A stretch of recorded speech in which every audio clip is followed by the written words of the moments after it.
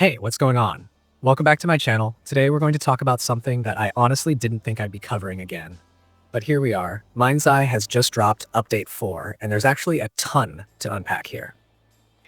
If you've been following along since the game launched, you know it's had kind of a rough ride. People went in with sky-high expectations, especially considering the talent behind it, but then performance issues, weird bugs, and gameplay quirks really knocked the wind out of its sails. A lot of players stepped away, thinking that maybe the project wouldn't really recover. And now suddenly, we're staring down an update that's not just a quick hotfix, it's a hefty overhaul with meaningful changes. So let's break it all down, have a real conversation about what's been fixed, what's new, and whether or not NPCs is starting to shape up into the experience it was supposed to be. So first things first, the headline with Update 4 is performance. If you've played NPCs on PC or console, you already know performance was one of the game's biggest problems. It wasn't just about frame drops. The whole experience felt heavier than it should. Cutscenes were hitching, missions felt choppy, and in general, it didn't really feel like the game was optimized for the hardware it was running on. Well, Build a Rocket Boy went after that aggressively in this patch. They've gone through assets, shaders, collisions, architecture, and they've reworked a bunch of technical systems under the hood. One of the biggest changes is that they've actually disabled something called nanite compute materials, which sounds super technical, but the gist of it is this. That system was hammering GPUs, especially older ones, making the game struggle even on decent hardware. By turning it off, performance on a wide range of rigs is noticeably better. That's a pretty big move because it tells us the devs aren't just patching tiny things. They're willing to make structural changes if it means players get smoother gameplay. And speaking of smoother gameplay, they also did something really interesting. They removed what they call ambient rubbish. That's literally the devs' wording. And what they mean is all the little extra clutter objects around environments that weren't adding much, but were costing performance. It's actually kind of funny when you think about it. This random debris was dragging down CPU and GPU load, and cutting it out has made transitions and overall gameplay much cleaner. It shows how sometimes the small details, the stuff you barely even notice, can make or break technical performance in a massive open-world game like this. Now, if performance was the first major hurdle, gameplay flow was the second. And this patch does touch on that too. For example, tanks in free roam, the ones you'd see in trailers, can finally explode when shot. I don't know why that wasn't the case before, because it's such a basic expectation when you're in a world like this. But now, yes, blow up a tank and it reacts like you'd expect. They've also tweaked how certain missions feel, like a new job and loose ends.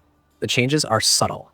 Better traversal, smoother transitions in weather when the story needs it, but they matter because those were places where the game felt rough before.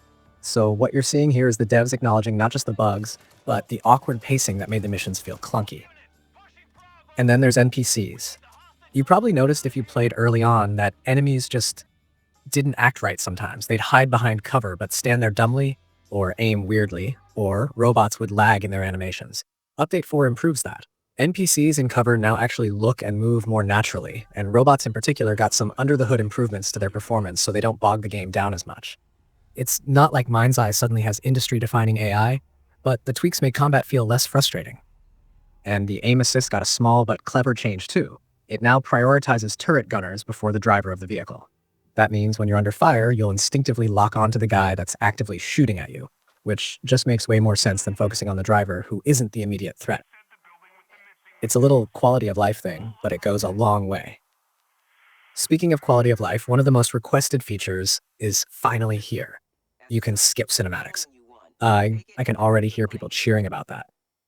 Don't get me wrong, NPCs has some great cutscenes with cool direction, but sometimes you just want to get back to playing, especially if you've already seen it multiple times on retries or new playthroughs. Skipping cutscenes is something that probably should have been there from the start, but hey, better late than never. And while they were at it, they also cleaned up the graphic settings menus. So if you're on PC, the dropdowns actually respond properly now. It's little touches like that which show they're paying attention not just to the game, but to the user experience as a whole.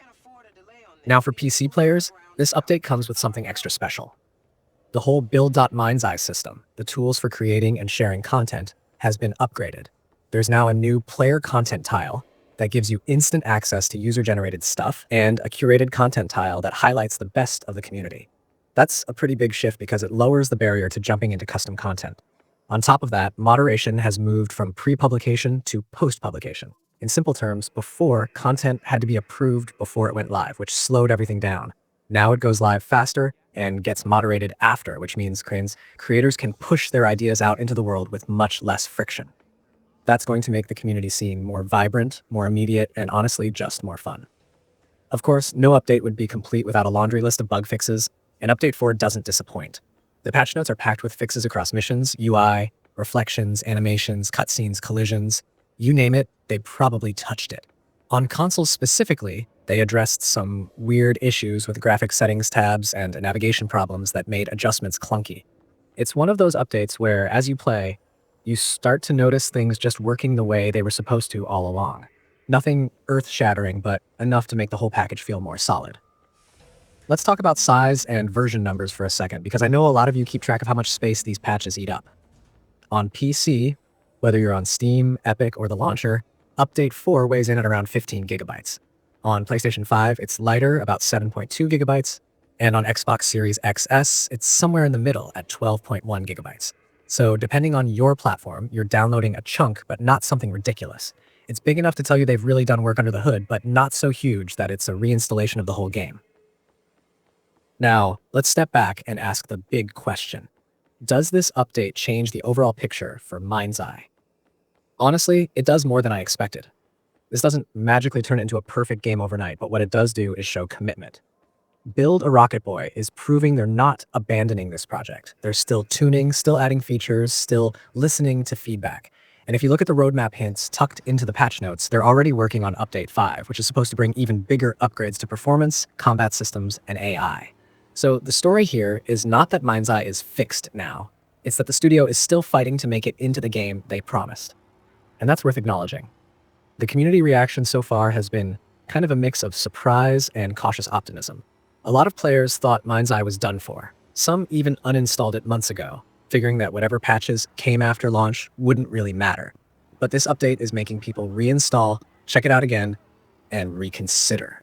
PC Gamer even called it a surprising revival, and I think that's pretty accurate. Because let's face it, in this industry, once a game stumbles out of the gate, it's really hard to bring players back. But every once in a while, you get a redemption arc. And while it's too early to say NPCs has hit that stage, this is definitely a step in the right direction. I also want to highlight how interesting it is to see them balancing technical fixes with gameplay tweaks. Usually you get one or the other. Either it's a performance patch that doesn't change how the game plays, or it's a content patch that ignores optimization issues. But here they've tried to do both. On one hand, you've got the removal of nanite materials and ambient clutter to smooth things out. On the other, you've got turret aim assist improvements and NPC adjustments that directly affect the player experience. That balance is what makes Update 4 stand out from your average patch. And it also makes me think about where they're going next. If Update 5 really delivers on deeper combat upgrades and better AI, NPCs could start to feel like the ambitious blockbuster it was advertised as. Imagine enemies that actually strategize in cover, vehicles that react more dynamically, missions that play out seamlessly without weird pacing hiccups. Add to that the potential of Build.MindsEye tools expanding with more player content, and suddenly you've got a game that doesn't just survive but thrives on community creativity. The real test, though, is going to be consistency. One big patch can turn heads, but what keeps players engaged is a steady stream of meaningful updates.